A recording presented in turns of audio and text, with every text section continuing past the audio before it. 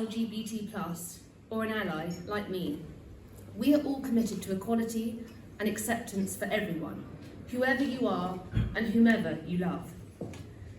There are still those that will tell you that being LGBT+ and a Tory is somehow incompatible. Well, looking around the room tonight, we can see that is blatantly untrue. The idea that your sexual orientation or your gender identity should determine your politics is now as illogical as saying as your height or your hair colour should. Many of you here tonight have helped play a part in the journey our party has taken on gay rights. And we can now say with huge pride that it was a Conservative Prime Minister who delivered equal marriage in England and Wales. And I want you all to know that we now have a Prime Minister who is completely committed to protecting those gains and extending them further.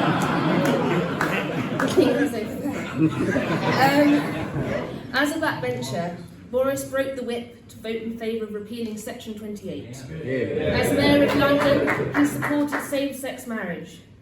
As Foreign Secretary, he lifted the ban on British embassies abroad, flying the pride flag. And as Prime Minister, he has appointed the great Nick Herbert as the UK's first special envoy on LGBT+ rights.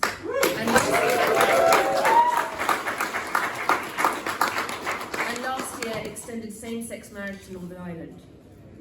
Boris also wanted me to remind you that as Mayor, he led the Pride Parade wearing a rather fetching pink Stetson, which I think we should encourage him to do again. But, more seriously, the government he leads is banning conversion therapy, rolling out PrEP on the NHS in England as part of its mission to eliminate HIV transmission, and restoring medals to veterans who had them stripped from them for being lesbian or gay.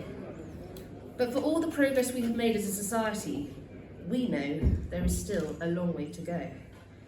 The LGBT+ community still faces stigma, harassment and discrimination, with hate crime still a fact of life. I heard myself from the victim of such a crime at the Pride reception we held in Downing Street earlier this year, and I have to say I was moved to tears. Around the world, being LGBT+ is still a crime in 71 countries. In 11 countries, it is punishable by death, just because of who you love. None of this is acceptable, obviously, and it is up to all of us to stand up and say so as loudly as we can. And that is why it is so important that the UK will be hosting its first ever global conference of LGBT+ rights next year. So whether it's about ending prejudice at home or abroad, LGBT+ Conservatives champion all these issues, so please keep doing what you're doing. But also, please keep doing something else as well, because groups like this don't just exist to campaign. They also provide a support network for their members.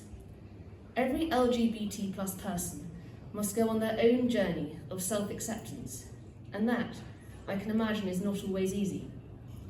There will be some people here tonight who are out to their friends, but maybe not to their family, or to their family, but not their work colleagues. There might be some people here who are not out to anyone, or questioning who they are. Wherever you are in your journey, I can assure you, you are among friends here. So thank you, LGBT Conservatives, for everything you do. I know how hard you and your team work, Eleanor, and I hope you all have a brilliant evening and a wonderful conference, and I hope to see some of you on the dance floor.